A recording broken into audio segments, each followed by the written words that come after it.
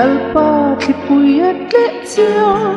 mà tuy phone thì po à sang về Wana sa takina durku pa leku na ong nove kan long tu na pildong hi nang mai mu hilsi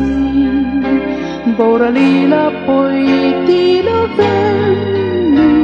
ho thoi la min chang hin pe Chit lele tui foni na thu mo ro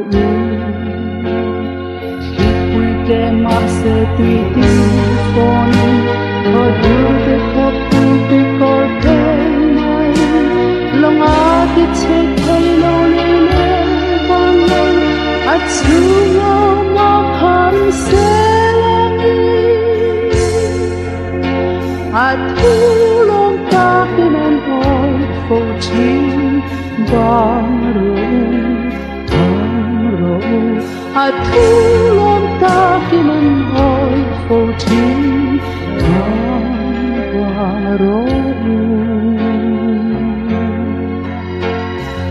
Lalpa long ang mai kani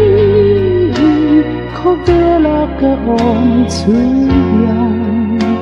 Boralin kain ring fuani Chân pui lâu thêm ma lâu chuan Thêm te hi thì pui ani Cá chuma a thêm chi Tùy phòn chung ang nghẹt lâu các cây Van thêm thầy lâu ca in ring Thì pui te hao min hao re che ro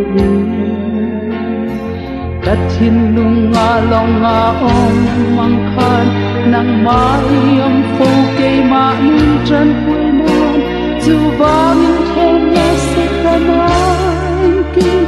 I hao re thei ring câu y long y Min do Kho dur te hao re am che